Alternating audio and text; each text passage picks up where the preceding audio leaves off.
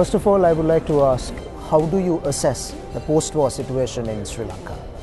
I think that the country has done marvelously well since the end of the war a few years ago.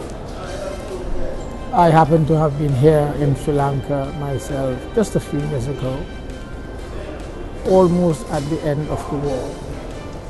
And what I'm seeing today compared to then is a tremendous improvement.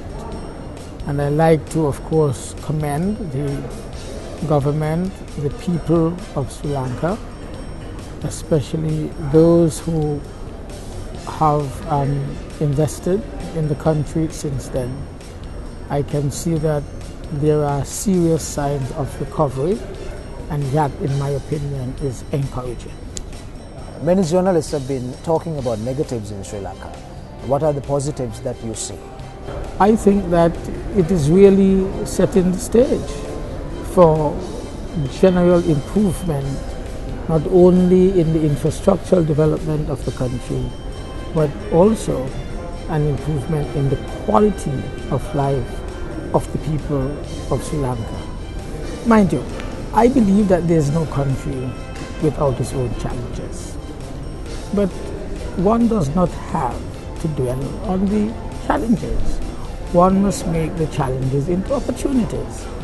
And having experienced a war situation for so many years, and with the confidence of the investors returning, with the investment climate ticking up and not down, with what appears to be a growth rate in the region of about 6–7%, that, I believe, is tremendously and significantly different from what I'm seeing in the Caribbean region at this particular time, or from what we are seeing in Europe and what we are seeing, of course, in Asia and in North America.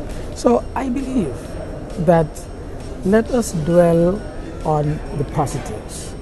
The negatives are the negatives. Let us see how much we can accentuate the positive and deal, of course, with the negatives at the same time, but concentrate on moving the positives so that the country can benefit from those. In terms of bilateral affairs, what would Sri Lanka take? What can Sri Lanka take out of your country, St. Kitts and Nevis?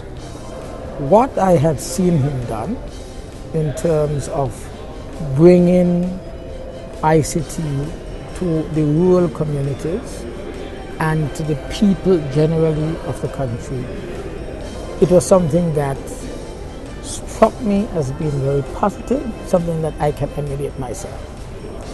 So I went back, and today we have set our new economy based on services, mainly hospitality and tourism services.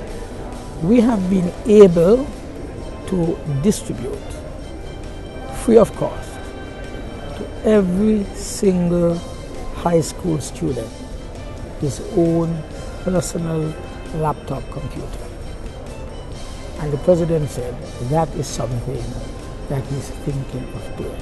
One other area that we recognize has to be pursued vigorously in my country is less dependence on fossil-based fuel.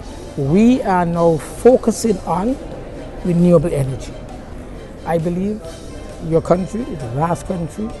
Natural resources in abundance need to be harnessed, but I believe that concentrating on less dependence on fossil-based fuel and going into renewables would be one positive way to go if Sri Lanka is to realize its potential and make a significant impact on the rest of the world. Well, Your Excellency, it was an honor having you with us. Thank you very much for joining us. Thank you.